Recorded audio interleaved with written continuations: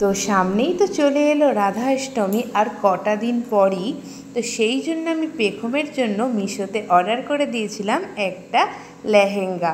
তো আজকেই সেইটা ডেলিভারি দিয়ে গেছে। তো আমি সেই জন্য প্যাকেটটা খুলে লেহেঙ্গাটা দেখে নিচ্ছি যে ঠিকঠাক এসেছে কিনা, কারণ ইচ্ছে ছিল পেখমকে ওই রাধাষ্টমীর দিনকে সুন্দর করে রাধা সাজাবো। তো আগেও ওকে ছোটোবেলায় সাজিয়েছিলাম, কিন্তু সেই লেহেঙ্গাগুলো না ওর এখন একটু ছোট হয়ে গেছে। তো সেগুলোর জন্য আর হয়ে উঠবে না ওকে ওটা পরানো।